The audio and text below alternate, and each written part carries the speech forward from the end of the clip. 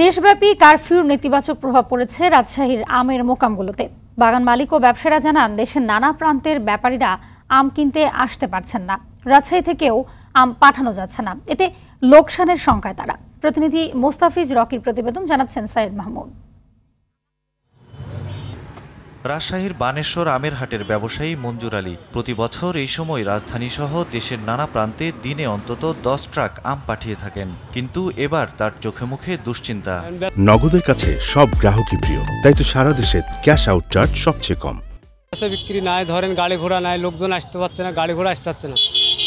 এখন ধরেন মালটা আমরা কি করবো, আমরা ধরেন বেচতে পারছি না, মালটা নষ্ট হয়ে যাচ্ছে, তাহলে আমরা লসের ভাগে পড়ছি। এই ধরেন যদি না ছুটে তাহলে আমার আম তো ফেলা দিতে হবে। ব্যবসায়ীরা জানায়, চলতি মৌসুমের শুরুটা বেশ ভালো হলেও গত কয়েকদিনের অচল অবস্থা তাদের হতাশ করেছে। এদিকে সংরক্ষণের জায়গার অভাবে আমে পচন ধরছে। বাজারে কোনো লোক আসতে পারছে না, বাইরে থেকে পার্টি আসতে পারছে না, আমরা কাকুকে দিয়ারই লোক পাচ্ছি না। কাছে আম আছে, এখানে বাজারও কম, সব দেখি লস আমারে। তো এবারকার বছরে তো আম এমনিতেই কম, তারপরে যদি এইরকম অবস্থা চলতে থাকে তাহলে কৃষকেরা মরি শেষ।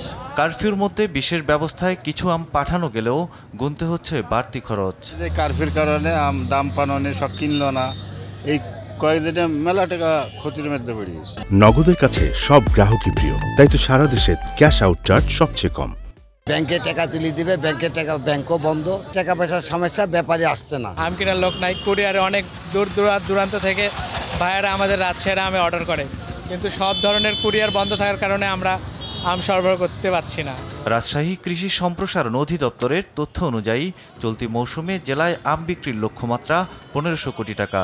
এরই মধ্যে বিক্রি হয়েছে 1300 কোটি টাকা। পরিস্থিতি স্বাভাবিক হলে আম ব্যবসায়ীরা ক্ষতি পুষিয়ে নিতে পারবে বলে মত সংশ্লিষ্টদের। সাইয়েদ মাহমুদ, RTV।